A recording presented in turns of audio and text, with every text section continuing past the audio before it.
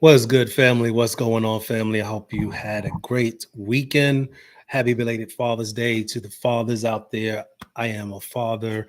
And hey, brothers, just wanted you to know we definitely appreciate you.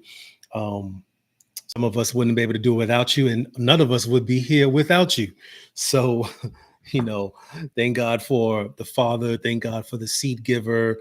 Thank God for the seed nurturer and all that in a bag of chips. And so, before I get into trouble and offend somebody, let me just keep things going.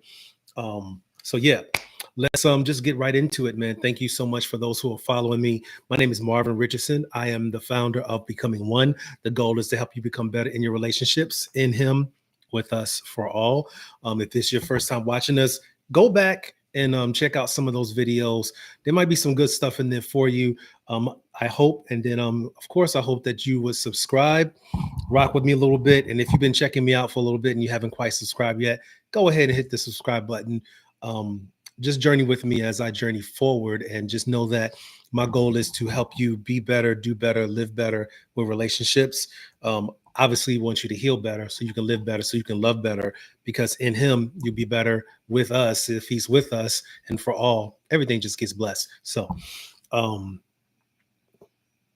yeah. So, this live is called the League, the League of Relationships, and so early I was thinking about it, and I was thinking about, different levels of sports. And so you have, what do we have? We have the NFL, the NBA, the NHL, the MLB.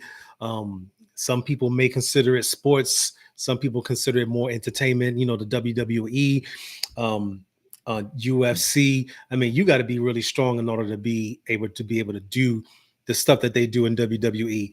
No shameless plug here. All I'm saying is that there are different levels of leagues that are out there. So, have you ever thought about the fact that a relationship in and of itself can be considered a league? And why is that? Okay, I'm glad you asked that question, because it seems like anybody who gets into the league has to go into some level of preparation. And so, if you want to be in the NBA, obviously you got to play ball on the basketball court. You got to figure out your jump shot. You got to make sure you know how to dribble, you know how to shoot. There are a lot of different things you need to know in order to be successful in a relationship. And no one is exempt. If you're going to be successful in a relationship, you got to put the time in order to be well. Everybody doesn't play well. Everybody doesn't end well.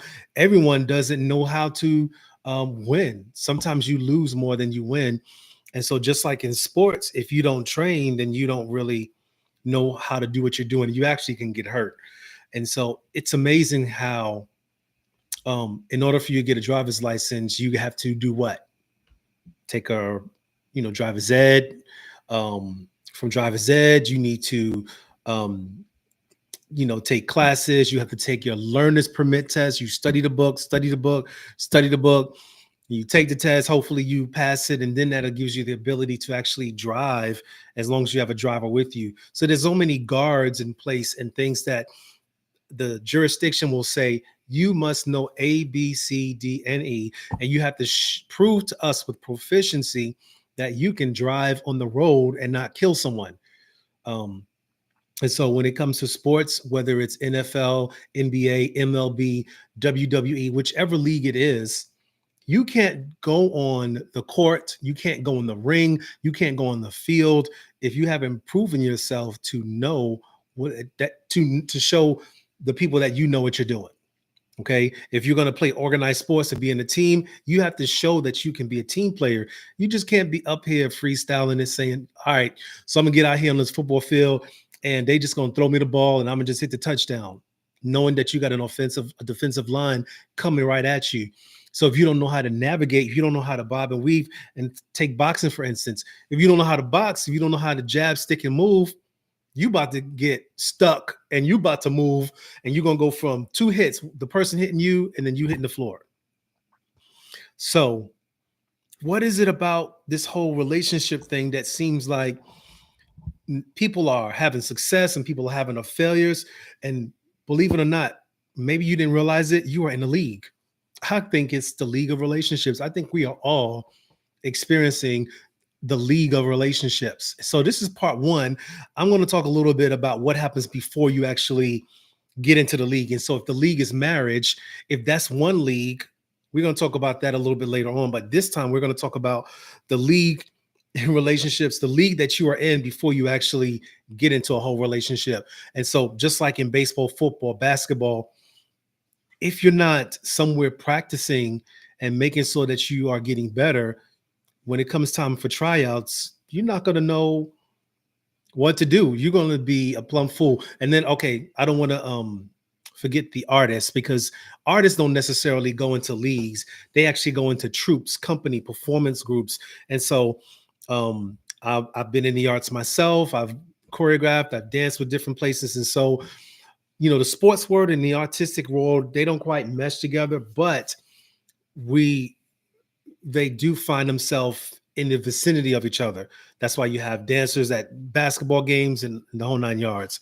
So as we move forward, so what about relationships? What league is a relationship in prior to getting in a relationship? What league are you in? Well, you're in the league of a person who's trying to figure out how to play the game. You don't know how to play the game. You know what I'm saying? Back in the day when you was a kid in elementary school, some of you did this. The dude saw a girl and he wrote a little note, and on the note it says, "I love you," or "I like you. Do you like me? Check the box, yes or no." And so he take it, folded, and he sends it all the way up to the girl, and she gets a note, and she turns back and she looks at him and she's smiling with her little barrettes and braids, or nowadays her extensions and weave. Yeah, I said that. And so she opens the note and she look and she smile, and then she writes something else. I'm borrowing this whole revelation. Shout out to Deron Cloud. Yes, I'm borrowing this. I'm going to use it because it works. But she fills it out, folds it back, and it goes all the way back to where he's sitting. He just waiting like, yeah. She about to tell me yes. She about to tell me she liked me, the whole 9 yards, right?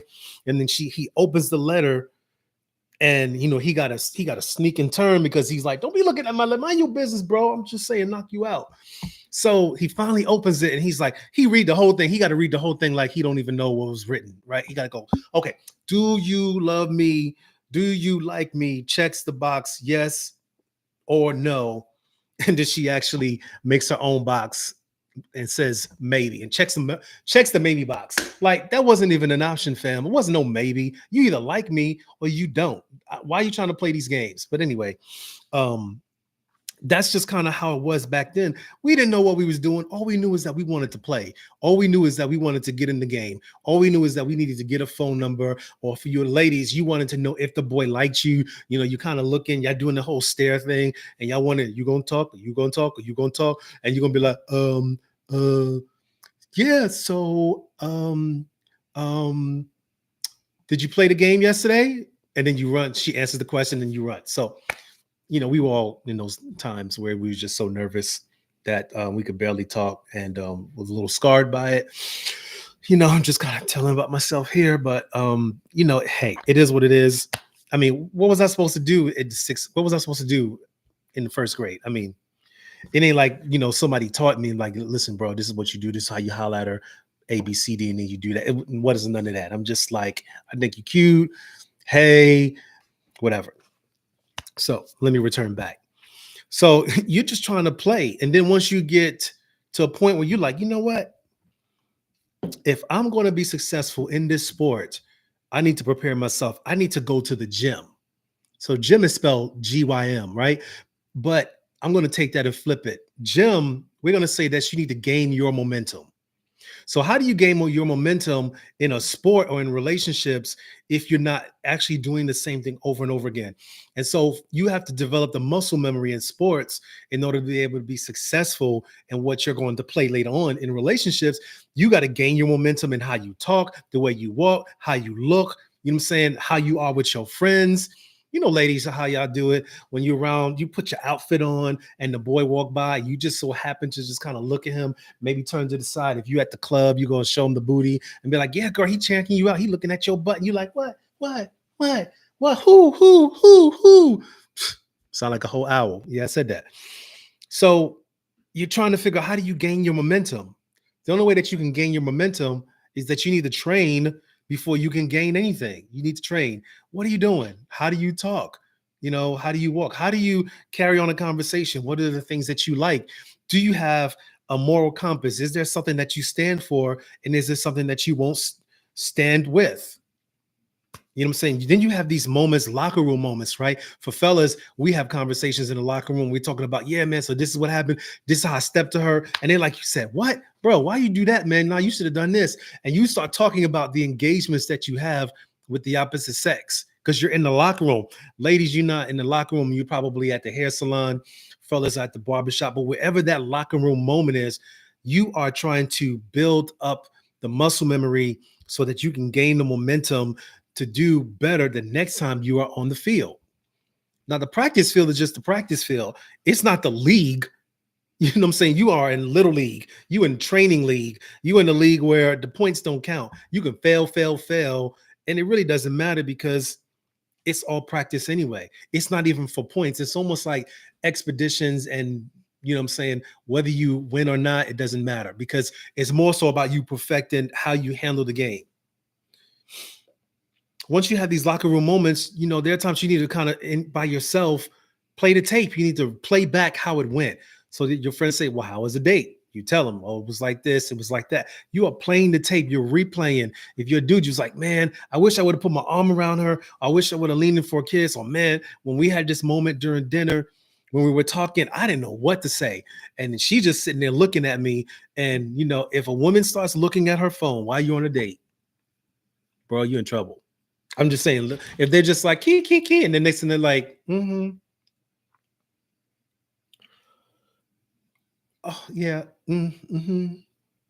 If she does that, it's a wrap, bro. She ain't into you. But if she can put that phone down, not even think about the phone. Matter of fact, put the phone in the purse, and somebody can text her, she'd be like, whatever. And she's all attentive to you. Then you're doing good. Then you got some moves going. You are playing the game. You're getting some continuity happening with that moment. But if it's just those blank moments and she starts looking around, she said, I'm gonna go to the bathroom. She just finds a reason to not be around you, bro. You gotta go back and train. There's something you gotta go back and train and get your timing and your rhythm because there's a rhythm to relationships. There's a rhythm to how you handle those moments.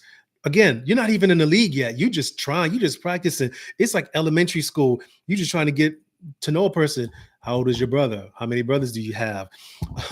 How many sisters do you have? So does your dad live with you? Does your dad have a gun? What about who was your ex-boyfriend? It's just all these different questions. You're trying to develop conversation. And when you're young, you don't know what you're doing. It's not until you've had some failed attempts that you realize, okay, next time. So yeah, you may holler at the girl and be like, what's your name? And she'd be like, don't worry about it. Can I get your number? And she doesn't really give you the number. You kind of have to have those moments where it didn't work out so that you can learn how to pivot and have a conversation. And some women, they want you to try. They're like, okay, are you going to even attempt? Are you going to chase? And then some dudes is just too smooth. What's up, shorty? How you doing? And if the girl is just like so attracted to him, she's just gonna give him the number and probably a whole lot more if she ain't got no moral compass. But in any case, you have to, and it goes both ways. Men do the same thing. You got to train before you gain. You got to have locker room moments. You have to play the tape, and you have to get back out there. You know what I'm saying? It's not going to just be like that. It's not. You're not going to be successful. You're not even ready for the league yet. We're just talking about the first preliminary part. We're not even talking about getting into the stadium and getting on the court, where you're actually dealing with the pressure of people watching you. When it's just you trying to practice, you just practicing your jump shot, or practicing how you say hello, or practicing how you converse. You are learning. So in order to build your muscle capacity, you have to tear muscle. To build muscle, you must tear muscle, right? So how do you do that in a relationship situation? Okay, you have to converse. There has to be conversations. You have to converse. You have to confront. You have to confirm, and then you have to comfort. I'll say it again. You need to converse, have conversations. You need to confront. And it doesn't necessarily mean that it's something negative. It means that you're having a conversation and you are asking real questions. So what do you think about this? Okay. And fellas, if you want to know more, just say, oh, wow, tell me more.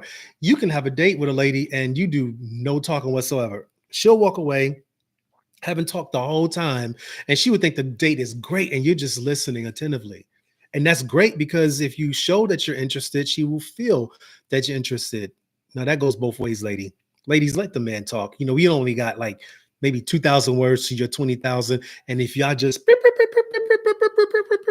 he just like uh-huh, yep, yeah, okay, yeah, well yeah, mm, man, I can even okay, yep, okay. He's trying to be attentive, lady, but and you just so allow him to talk. Allow him to get some words in there so that it can be a conversation that's almost like a tennis match. It's going boom, boom, boom, boom. Get it? Got it? Great. Confront. Ask the questions. Now, on the first date, don't get too deep because, yeah, sometimes getting too deep too fast, one can make the person feel pressured. Number two, some things is just none of your business. Everything ain't your business on the first date, second date, third date.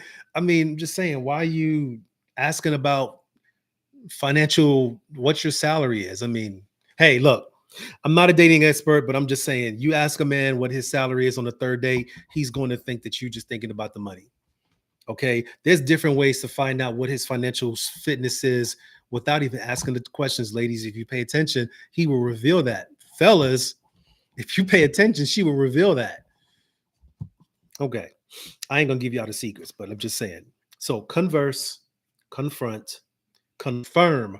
There are questions that you have in your mind while you're at this state of while you're in this stage of the league. What do I need to figure out? What is kind of my non-negotiables? And you need to confirm that through the course of getting to know someone. And then how do you confirm that within yourself for the things that you say that you're about? What are you confirming for yourself? And what are you confirming with the person that you're talking to on the other side? Because there's something happening here. Either something is going to be proven or it's going to be disproven, and all of the things that are either proven or disproven is a confirmation of whether you go or slow down or stop and exit stage left.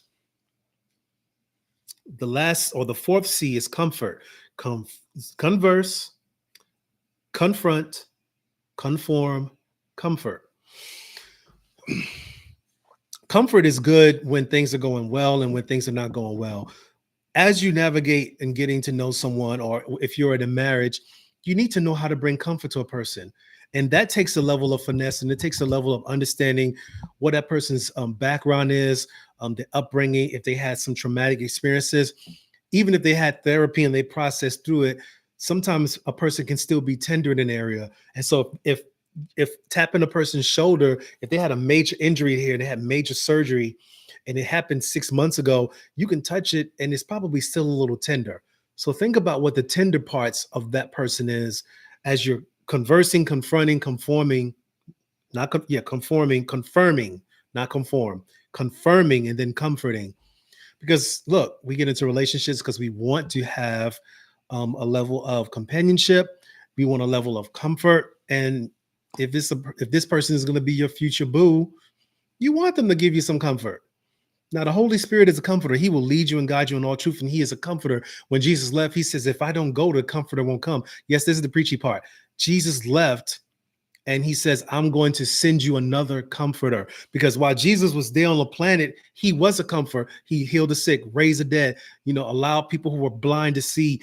A person who had leprosy was no longer leprous. There were many things that he did. There were so many miracles that it wasn't even counting how many miracles he did. So there was a level of comfort that his presence did, his voice did, his hand did, his words did, that was beyond this world. There was no human being on the planet, because he wasn't just human, he was God and man all wrapped into one. And he was able to do something for you, with you, by you. And then when he went to the cross actually removed the veil between you and him, because now he paid for your sins. Okay. And then he left you and says, I would not leave you comfortless. I'm actually going to leave another comforter for you. So if that person doesn't embody that, then, check their papers. Check their papers. All right. I'm a little more than halfway through, and then we're out of here. Another thing, when you are trying to go from this league to the next league is that you do need to get some rest. You need to get some rest and prepare for your next battle. Excuse me. So, which each game that you play, whether it's little league, major, minor league, whatever league that's in, as it relates to relationships, the league that you're in before it actually shifts from one stage to another stage, there is a battle here. There's battles that's happening as you're moving closer and closer, as you're strengthening your game. You know what I'm saying? You have an opponent here, and not the other person that you're engaging with, but the opponent is actually you against you, because you could have some things that actually works against the relationship moving forward, and you got to be able to be aware of that. So you got to get some rest, reflect, and prepare for the next battle. And when you get back out there on the field, go hard or go home. Why are you trying to date if you ain't ready to fight for what you say you want?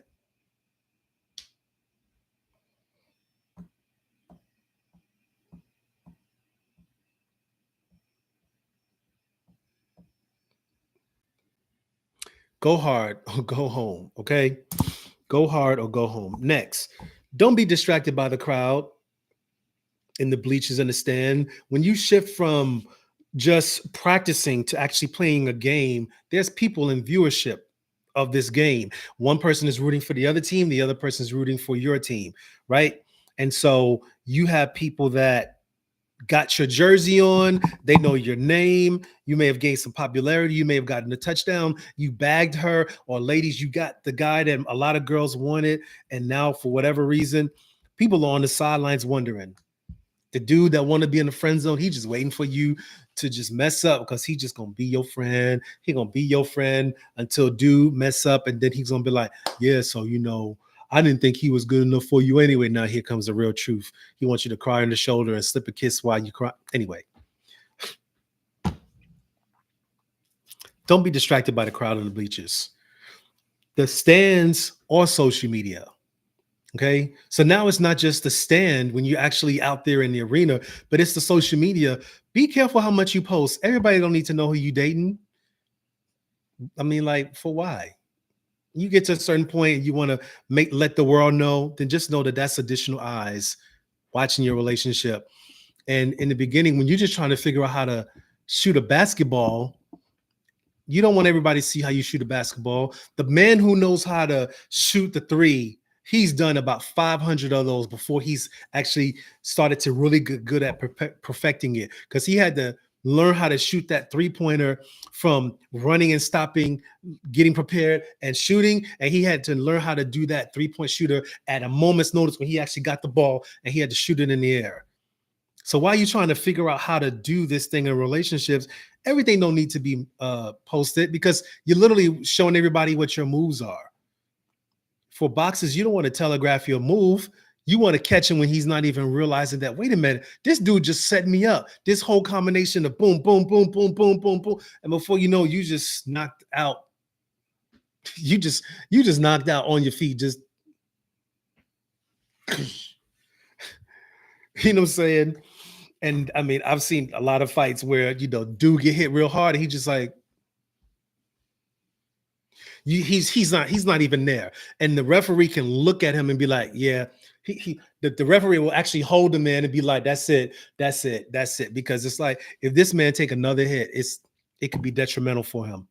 So don't be distracted by the crowd in the bleachers or on social media, because they really don't matter. We're talking about an audience of one, the person that you're engaging with, an audience of one, the person that has drawn you two together, right?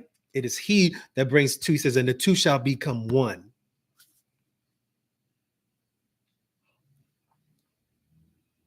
So as you are going through the process of going from this league to the next league, you're being developed, right?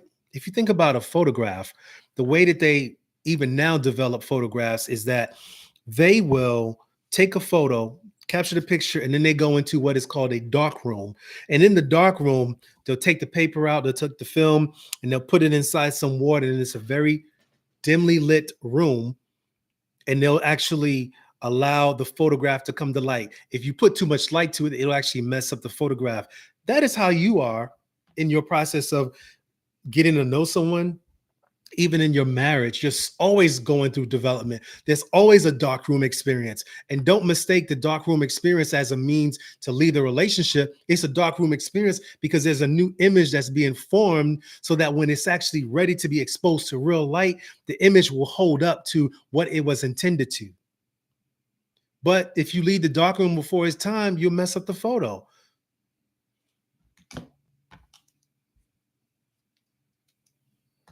So, my question for you is, what are you being developed for? Whether you're single dating somebody, whether you're engaged to someone, whether you are married, you've been married 1 year, 2 year, 20 years, whatever, there's always a process of development. If you're married, that's a league. You're in a league. You've been in a marital league for 10 years, 15 years, 20 years. Do you not think that there's not something else that you need to learn? Do you think that you don't have to learn a new play? Do you not think that with your teammate, y'all got to figure out a way to operate differently because now, your physical abilities may be waning and you got to think more strategy. You got to think more strategy. Wait a minute, we have kids now. Wait a minute, we have to prepare for a year that we haven't seen yet. We need to prepare and think about where these children will be 5 years from now, 10 years from now. We got to think about when they leave the house and what we're going to be doing. What is a call in our life? What is a call for us collectively? What is the purpose of our marriage? It's not just to just like each other, knock some boots, have some babies, and then let the babies go, and that's it. What is the glue for your relationship? I'm an acronyms person. Glue, guiding light, unifying expression. Think about it. Guiding light, unifying expression. What is that in your marriage? But you won't know that if you don't ask the question. And so prior to getting to the point where you're saying I do, and you're on the field practicing, you need to ask those questions. God, why did you make me? God, what is it about me that's unique? You know what I'm saying? If you're boxing, God, what is it that I need to be prepared for in the industry that I'm going in when I get married? Because if I'm a visible person, I have to recognize that I may be in the presence of people who are single on a regular basis. And based on what comes in my bloodline, if I come from a family where there's a lot of relationships that didn't work, well, what is it that didn't work for them that may creep up that I don't even know is there? What do I need to be aware of so that I can be at my best when I'm in the league with this man or this woman? God, what did you make me for? What did you make me for? Why did you make me for? And for what purpose? In the discourse of conversation, when you're getting to know someone, these are things, this is part of the confronting thing. You need to confront, hey, what do you think? Why do you think you're here? What do you think your purpose is in life? Because if it's just to get this money, get the bag, I mean, great, the bag will come and go. So if the bag is not there, then what do you have? If the beauty is not there, then what do you have? So what are you being developed for this league? Because you go from one league to the next league, saying Pee Wee League, minor league, major league. Major league means that the stakes are higher. When you're in the marriage, you're in the major leagues, fam. This ain't no game no more. This is life and death. You know what I'm saying? And then when children are involved, this is major. You just can't have a girlfriend, boyfriend response in a marriage situation. No, that's for silly wabbit. Tricks are for kids. You ain't being a trick no more on the marriage stage. You in the marital league? That's serious.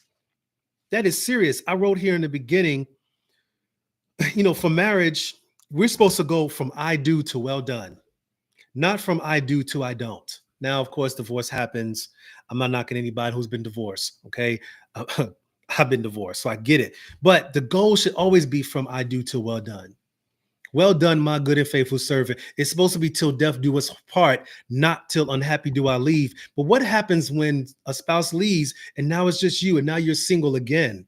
Okay, God, what did you design me to do? What do you need me to do now? Where am I going now? You know what I'm saying? Whether you wanted the marriage to end or you wanted it to end. If you didn't, or if you did, it doesn't matter. At this point in your life, you are here and you have to figure out What is my forward? Because at the end of your life, you still want him to say, well done, whether you're married or not. But if you're married, you're in the marital league, you need to think about, how do I make sure that when I stand before God, he says, well done, son. Son, well done. You have loved your wife as Christ loved the church and gave yourself up for her. I remember this brother told me, he's an influencer, very great man of God. He said, die, bro. He said, what? He says, die, bro. And then he started reciting Prince. Because you think that song, you think of the song, I Will Die For You. But if you listen to the song, you'd be like, wait a minute. I'm not a this, I'm not a that, I'm something that you cannot comprehend. Like there's a part he says, I'm your Messiah and you cannot reason why, because I will die for you. I'm not a singer, so I ain't gonna try. But just think about it. Husbands, that is our charge. Love your wife as Christ of the church and gave himself up for her. So if Christ loved his church and Christ died for his church, then sir, I would submit to you that it is your job to die for her. That means she comes before you, not the foolishness. Don't get it twisted. I'm not talking about the foolishness that some wives be trying to go after. They just want the world and the handbasket and all that. No, we ain't talking about that. We talking about you being willing to die for what you may feel entitled to. Loving someone is choosing to give them what they need the most when they deserve it the least at personal gain to you. Thank you, Pastor Chip Ingram, for that. He said that. Love is choosing to give somebody what they deserve the least, right? When they need it the most, when they deserve it the least at personal cost to you. It's going to cost you something. It will. And of course, the Bible, ladies, it says, and wives, you ought to respect your husbands. But the respect is easy when you're feeling taken care of, nurtured, and respected, and you feel a level of security. But what if God takes the both of you, do a process where he's not providing the way that you want him to provide? What if the money is funny? Do you still lose respect for him, or do you still esteem him as the man of God that God sees him as? Is there a point where now you feel like you can cast off the way that you see him because of his level of performance? God looks at the outward, God looks at the heart, but man looks at the outward appearance. So you don't want to be, men and women, you want to be careful not to judge by what you see on the exterior, because I may be down today, but tomorrow I may be looking great. I may have a few thousand in the bank today, but I may have a few million in the bank tomorrow. Okay. And again, it's not about money. It's about, where's your growth? What are you being developed for? What books can you read? What journey can you have with God that he takes you from this to that? So that your speech is so different that people are like, wait a minute, this is not even the same man. It's not. I'm sure that if some of my friends from where I grew up heard me now, they'd be like, yeah, this is not the same Marvin that I knew. It's a whole completely different person. And it should be that.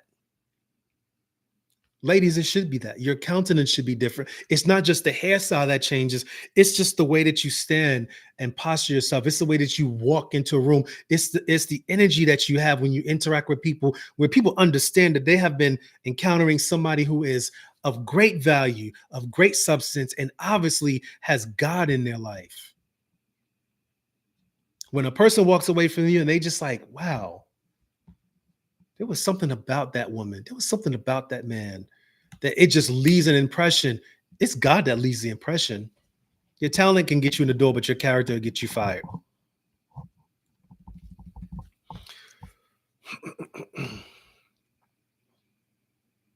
So think about what you're being developed for. And for those who's watching live right now, I truly appreciate it. I really appreciate it from the bottom of my heart, seriously. Because you could do something else right now. I'm almost done, but I'll start to close with this. The two shall become one. When you're in the league and you're just practicing, you learn how to play. The goal is to become one, right? But if you don't become one in him first, you can't become one with them. You need to become one with him first. And yeah, that's easier said than done. And you're not going to be perfect. You're going to make some failed attempts. Going from not knowing God to knowing God is a process of purification and transformation that's going to take the rest of your life. It's going to take literally the rest of your life. But it says, he who finds a wife finds a good thing and receives faith from the Lord. So, brothers, allow yourself to be prepared and developed, and God will bring her to you. And the two of you can become one. Usness is oneness. Before it's just you, and then it becomes us. But that usness becomes oneness. You want there to be oneness, right? When there's oneness, then it's not two-ness. Two-ness is division. It's I'm going this way, you going that way. We don't see eye to eye. So when you're in the process of just trying to get to know a person, what did I say earlier? You are conversing, you are confronting, you are confirming, and you are comforting. So during that confrontation part and conversing, you may find out that okay, we don't see eye to eye, and you got to really pray and ask about it, because you don't want to make a decision based on something that really is minor, and it's a minor change versus something that is a major change. Okay, so you don't want a person that likes to eat paper. Like, you eat paper? Like, yeah, I eat paper all the time. I put some hot sauce on it and some sugar, and I just be eating that paper. Or they eat dog food, and you're like, what? Yeah, I don't eat regular food. I eat dog food. I mean, that's just what my diet is. Be like, okay, Mr. Dog Food Eater. Whew. Yeah. So I don't know where I'm supposed to go and buy you something to eat. I guess maybe the dog out. I'm being funny on purpose, fam. But I want you to just ask yourself that usness looks like something. And as you allow yourself to be developed and become better in this stage of your walk, when somebody else comes along, the two of you can walk and see if there's a proper polarity and suitability, and of course, compatibility that will allow you guys to have an usness. It's not just all ethereal and, oh my God, the Lord said that you are my husband, or the Lord said you are my wife. Like, you better check that. So play well. Play the level that you're on. If you're in the minor leagues, play that league well. Be consistent. Come to practice on time. Exercise. Eat right. Sleep right. Do what you have to do, because the major leagues, you don't have time to be trying to figure out how you're going to do your formations. You need to know. You need to know how to handle stuff in the boardroom and the bedroom. Yes, I said you need to know how to handle stuff in the boardroom and in the bedroom. When you start coaching, you need to understand how to teach people how to coach. Husbands, you will coach your wife. Wives, you will coach your husbands. As iron sharpens iron, one man, one woman will sharpen each other. You're going to sharpen each other, but you can't sharpen someone if you don't. You can't sharpen someone if you don't know how to allow yourself to be still and allow just the word to do what it's going to do. Let your prayers do a lot more than what your mouth can do.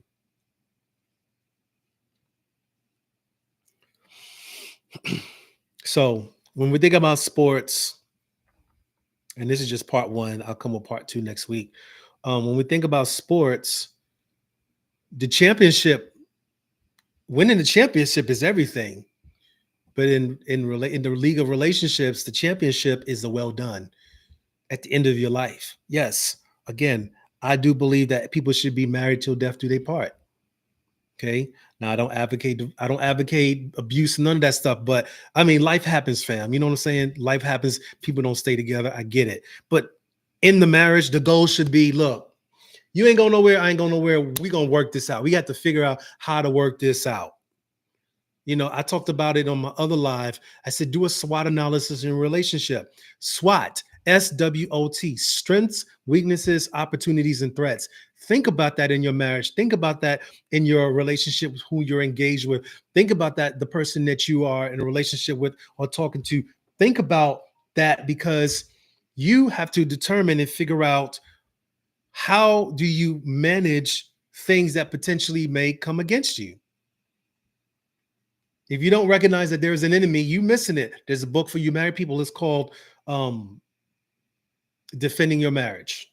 Just look it up. Defending Your Marriage, get the book. Defending Your Marriage, get the book. Defending Your Marriage. Because you should know how to defend this thing called your marriage.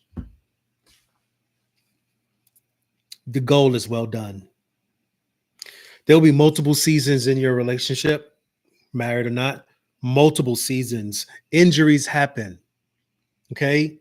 Injuries happen, relocations happen. You're going to move from this state to that state, this country to that country. Jobs change. It's always going to be a relocation. The only thing that's going to be constant is you. Where John Deloney said this, Dr. John Deloney said this, wherever you go with you. So you're going to take you with you wherever you go. But relocations happen. Choose to stay in the league until the very end. Okay. If the goal is from my due to well done, when you're in the league and you're going through one season after the next, you want to play in such a way that when it's done, you left everything out on the what? The field, right? You want to leave everything out on the field. People in the church say, I want to make sure that I am completely empty when I leave this life. That's a Christian term. They say, I just want to be empty, because they're saying that God has put so much in them that they want to get it all out of them so that by the time they leave this life, there's nothing else that they have to do. Like, God, I've done it all. Paul said, I've ran the race. My legs are sore, my hips ache, my knees buckle and all that. Like, I don't have much more to do. I've ran my race. I've did it. I've done what I was intended to do. I've done what God intended me to do. In your relationship, think about that. Have you done everything in your relationship that you've intended to do? When you was a little girl and you was like, one day when I get a husband, I'm going to do this. Have you done it? Sir, you thought about one day when I get a wife, I just want to be able to take my wife on a trip. Like all of the things that you dreamed about, have you done it yet? And then are the things that God may want you to do with them. It's about legacy. So when we get to the part where I'm really delving into marriage and we're talking about legacy and going from I do to well done, you want to leave an inheritance for not just you, but your children's children, not just monetarily, but a legacy of what you've done in your life that has spoken more volumes to your children than any gift that you've ever bought them. The type and shadow of who you are is what you leave them with. What you put in your children is more important than what you leave them with. You can leave them $1 million, but if you don't leave them the knowledge of how to handle $1 million, they'll go broke. So teach them to have the mindset that is going to be helpful for them in the decades to come, because they're watching you while you're on the field right now. They're watching mommy and daddy right now on the field, fighting, playing, all of that. Are they perfect? No. Injuries, babies born, babies growing up, leaving the house. It's a lot. That's the league. That's the league. That's a part of the league. And no, you ain't supposed to be trying to switch teams. Not if you're in the league. You and them, y'all in the league. It's you and them together. This ain't I'm trying to transfer to go. Nah, fam, we ain't doing that. We ain't doing that. So if you're not married, you had better be sure you know what team you want to play for. You don't need to be trying to figure out who you are 5 years, 10 years in. I just need to find myself. Find what? No, you find yourself in Christ. I don't know who that's for, but whoever it's for. Do not derail the road that you're on, because the destination for you to go from one league to the next is probably a few exits away. You know what I'm saying? You're always going to be on the road to becoming one. That's always going to be the possibility of it. And so what? You have a few 100 miles that you got to get through, and it's hard. So what if it's bumpy? But if you jump off and get off at the rest stop thinking that the rest stop is what's good for you, it's not. It's a rest stop. You rest and stop there, but then you get back on. There's no exit from the rest stop. You ever notice that? Anytime you get on a rest stop, there is no road from the rest stop to the main road. It's you get off of the highway to the rest stop, rest, and you go right back onto the highway. An exit is an exit. A rest stop is a rest stop. So don't confuse exit with rest stops, because the exit is probably not what's intended for you, unless you both agree. We are both exiting now because we got to get some gas. That's different from I'm exiting because I don't want to ride with you no more. All right.